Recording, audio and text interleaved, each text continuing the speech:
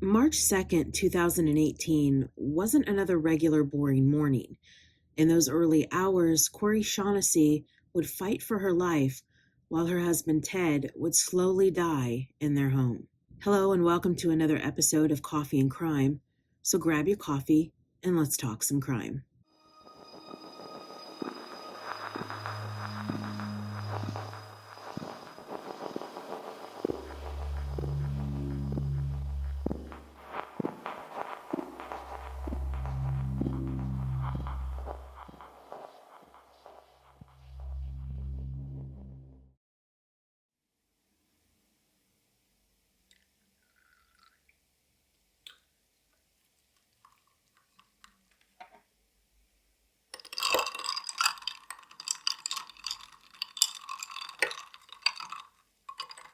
On just another typical evening in Austin, Texas on March 1st, 2018, Ted Shaughnessy pulled into his driveway and entered his home.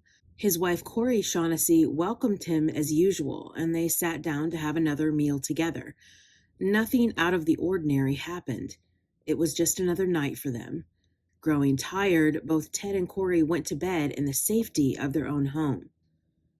Sleeping soundly, the couple would be awakened by one of their dogs, Bart, a Rottweiler, barking. Ted would sit up in bed and grab his gun to go see what was going on. Corey, startled yet still in a daze from sleeping, went to lay her head back down on the pillow when she heard the first gunshot. Then multiple gunshots rang out. While Corey, now wide awake, was grabbing her .357 revolver, one of the two masked gunmen made their way down the hall and into the master bedroom. Corey began exchanging gunfire with the intruder, shooting until she had ran out of ammunition.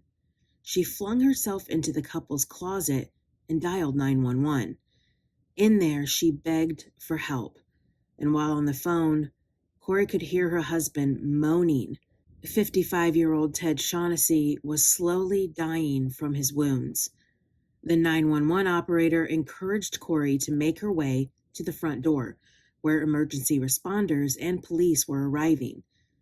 Corey would have to pass by her husband, lying on the floor by the kitchen table, knowing that he was no longer alive. Ted Shaughnessy had been shot in the head, the back, the thigh, and the buttocks, and the couple's pet Rottweiler, Bart, had been shot to death as well. So who were these two men? Why did they break into the Shaughnessy's home, and what were they after? The first responders to the scene were helping a hysterical Corey. She stated she could not identify who the intruders were, but she had a hunch as to why they had been there.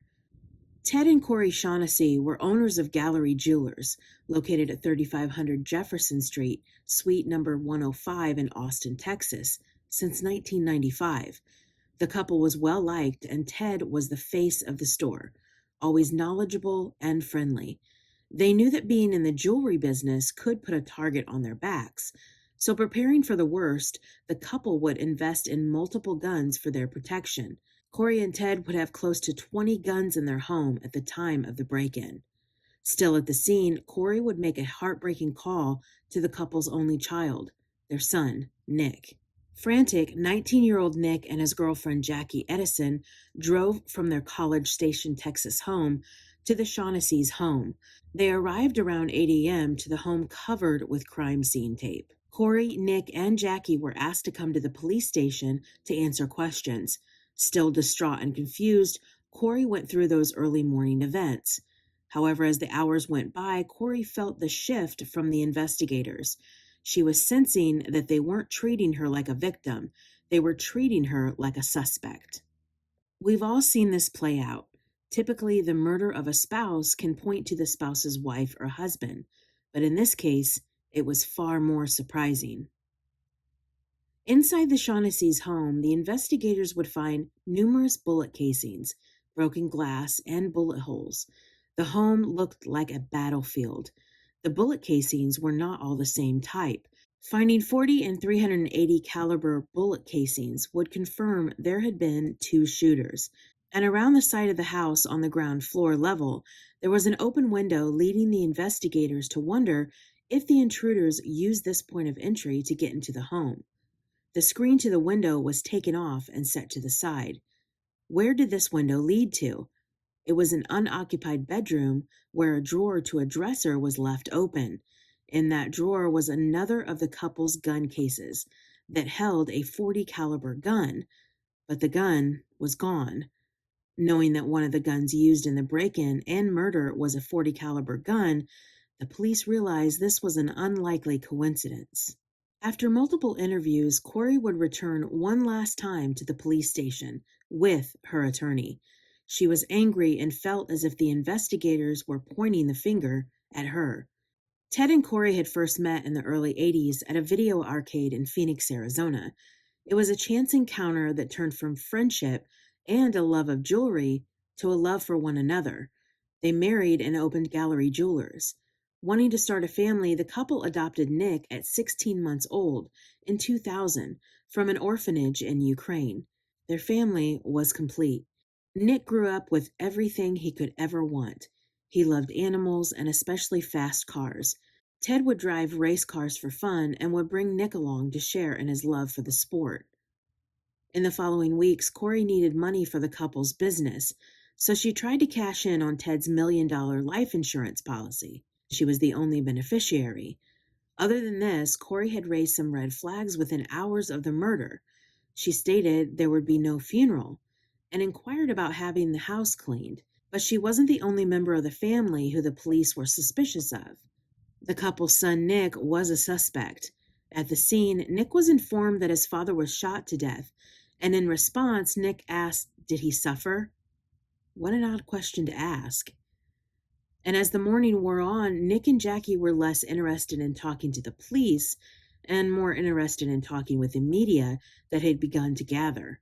Then, surprisingly, Nick would walk directly to the side window that had been the point of entry for the intruders. The room that held the missing .40 caliber gun had once been Nick's bedroom. Another suspicious thing was that on Nick's phone was an app to Corey and Ted's house alarm. And on the night of the attack, the alarm was switched off. The app also showed an activation of an open window at 4:27 a.m. that same morning, and the open window was Nick's old bedroom. At 4:44 a.m., glass break activations were reported in the app. This was the time that Ted Shaughnessy was being murdered. The police searched Nick and Jackie's home and found the same brand and caliber of bullets discovered at the Shaughnessy's home. Jackie and Nick would meet in high school and begin a relationship. Slowly, she would become a part of the Shaughnessy family and at one point move into their home. And in August of 2017, Nick and Jackie decided to move out and move to College Station, Texas, about 2 hours away from Ted and Corey's home. Jackie would begin college and Nick would start a career as a day trader with the help of his parents' financial backing. Ted and Corey would have less than a year to enjoy their empty nest before that fateful morning. After the murder, it was revealed to Corey that Nick and Jackie had secretly married 8 months earlier. Corey and Ted were never informed of the marriage. Corey then offered to help the couple plan a proper wedding, and soon Nick and Jackie had moved back into Corey's home. They began planning the engagement party, making the guest list, and picking out invitations. Soon after this, the investigators began to focus more on Nick and Jackie, and Corey worried that they were trying to frame her son. During this time, Nick had begun working at his father's jewelry store. On March 10, 2018, Corey hired the best attorney for her son. She refused to believe that he had anything to do with the death of his father. The police were wrong about her. They must be wrong about her son. But text messages between Nick and Jackie showed Nick writing, "He's working on it," and Jackie responding, "Do they want $50K or not? We can't afford to pay half before." And in another text exchange, Nick writes, "So if it happens, cash in hand." Jackie would then withdraw $1,000 just days before the murder. This was no coincidence. And just months before the murder, Nick had been bragging about coming into $8 million with his parents gone. On May 29, 2018, Nick and Jackie were arrested for criminal solicitation. Corey's belief that her son and Jackie were not involved crumbled when she read the evidence against the couple. And finally, she accepted that her son and his wife had planned everything, that they wanted Ted and Corey dead, that they only wanted the money.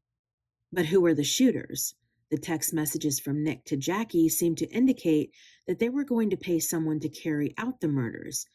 In early July, 4 months after the murder of Ted, the detectives retrieved surveillance video from Nick and Jackie's home just 2 days before the murder.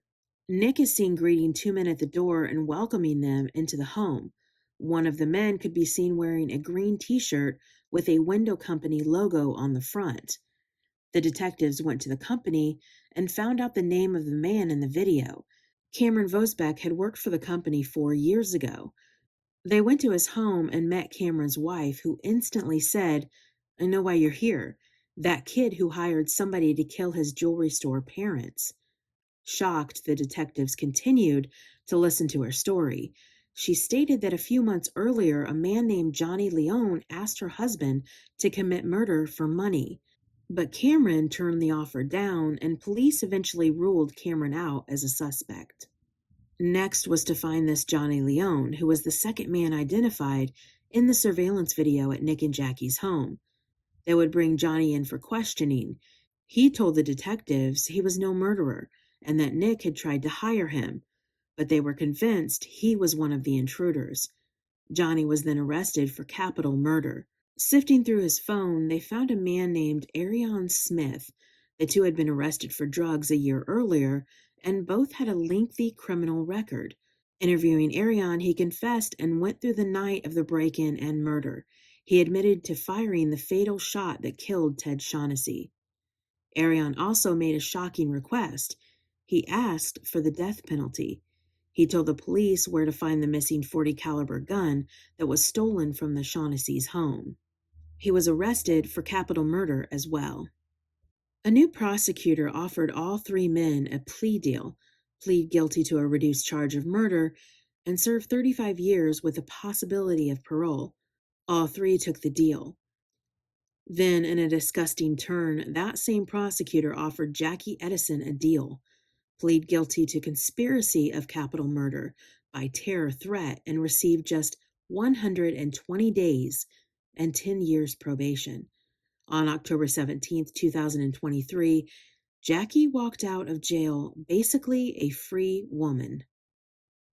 Before the murder, Nick had been in desperate financial trouble. He was failing in the day trading field and had thousands of dollars in overdue loans, including at least one loan from his mother. In an interview in 2023, Nick sat down for a 48 hours interview. Sitting in his white prison uniform, Nick looked defiant and smug.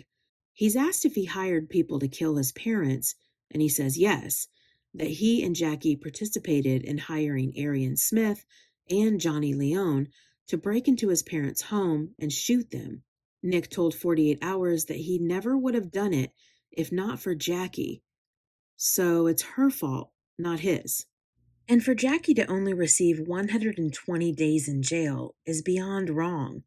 She helped plan and execute the murder of Ted Shaughnessy and the attempted murder of Corey Shaughnessy. Nick and Jackie are the perfect couple. They both are vile and evil human beings. Ted had a knack with people wanting to express their love, with a sparkle, and most of their customers became friends. By the time of the murder, the couple was worth millions. Corey had sheltered her son and his wife after the murder of her husband. She had protected two people who wanted both her and Ted dead. Nick says he is truly and passionately sorry for what he did.